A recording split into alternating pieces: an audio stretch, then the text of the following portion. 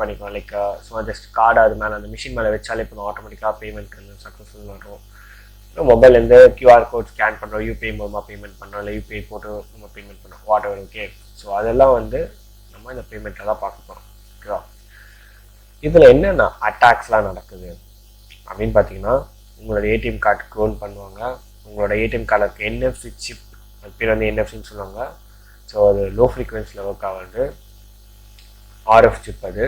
அதில் வர ஆர்எஃப் சிக்னலை கேப்சர் பண்ணி அவங்க ஒரு சிப்குள்ளே இன்செக்ட் பண்ணி அதை வந்து ரீப்ரொடியூஸ் பண்ணாங்கன்னா உங்கள் கார்டை இதை க்ளோன் பண்ண முடியும். ஓகேவா? Possibilities R high. ஓகே, அப்புறம் யூபிஐ ஃப்ராடிங். நீங்கள் ஒரு ஷாப் போகிறீங்க, அந்த ஷாப்பில் வந்து நீங்கள் எல்லா பேமெண்ட்லாம் லைக் எல்லா திங்ஸும் வாங்கிட்டீங்க, நீங்கள் பே பண்ணுறீங்க, ஷாப்போட ஓனர் சொல்கிறாரு எங்களுக்கு பேமெண்ட் வரலன்னு சொல்லிட்டு, பட் நீங்கள் பேமெண்ட் ஆன மாதிரி காட்டுறீங்க, பார்த்தா நேம் வேறு நேம் இருக்கும்.